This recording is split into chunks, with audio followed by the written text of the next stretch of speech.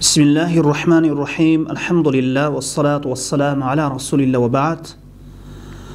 İnsandın kaygılanуусунун жана жүрөгү сыгылуусунун себеби неде? Эмне үчүн инсан кайгыланат жана жүрөгү сыгылат? Мына ушул жүрөктүн сыгылуусунун себеби неде? Мындан кутулуунун жолу кандай? Албетте, инсан баласынын табиятында бар нерсе кайгылануу жана жүрөктүн сыгылуусу. Чындыгында Аллах Таала ас-самад, беймухтаж, эч кимге, эч нерсеге мухтаж болбогон зат. Бардык махлуктар Аллахка мухтаж. Инсан жүрөгү сыгылган кезде, кайгыланган кезде, мына ошол жүрөктүн сыгылуусунан, кайгысынан кутуламын деп ар кандай күнөөлөргө кол урат. Мына ушунун натыйжасында инсандан күнөө кылуу деген нерсе келип чыгат. Жүрөктүн сыгылуусунан арыламын деп зына кылат, арак ичет. Баары бир мына ошол күнөөлөр дагы инсандын жүрөгүн сыгып турган сыгылуудан арылтпайт. Мына ошентип отуруп, ар кандай күнөөлөрдү жасап отуруп, күнөөлөрдүн туу чокусуна чыгат. Барып, мына ушундай деңгээлдеги күнөөнү жасайт. Эркек киши болсо, өз жыныстык мүчөсүн өзгөртүп, аял болот. Аял киши өз жыныс мүчөсүн өзгөртүп, эркек болот.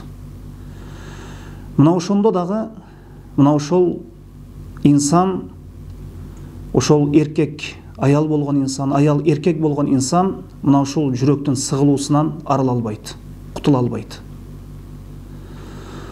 Албетте, жүрөк сыгылган кезде, кайгы капага баткан кезде, мындан арылуунун эң бир эле жолу бул Аллахка кайтуу, Аллахты эстөө, Аллахка баш ийүү, Аллахка моюнсунуу. Инсан эгер Аллах буйруган буйруктарды аткарса, Аллах тыйган нерселерден тыйылса, инсан дүйнө акыретте бактылуу болот. Бул акыйкат, бул чындык. Аллах Таала Кур'анда мындай дейт: "Ва мен а'рада ан зикри фа инна лаху маишатан данка." Кимде ким биздин зикирибизден баш тартса, Аллах буйруган ибадаттардан баш тартса, Аллахты эстөөдөн баш тартса, ага тар оор жашоо бар дейт. Инсан жасаган күнөөсү себеп Аллах Таала ошол инсандын жүрөгүн сыгып коет. Мындан кутулуунун эң бир эле жолу Аллахка кайтуу экен, Аллах Тааланы таанып билүү экен. Мына ошондуктан Аллахтын бирлиги, Аллахтын таухиди бул жүрөктөрдү тынчтандырат. Аллахка ишенген, Аллахка моюн сунган, Аллах үчүн намаз окуган, Аллах үчүн рүкү, сажда кылган инсандын жүрөгү дайыма бул жашоодо тынч болот. Аллах Таала Кур'анда мындай дейт: "Ала би зикриллахи татмаиннул кулуб."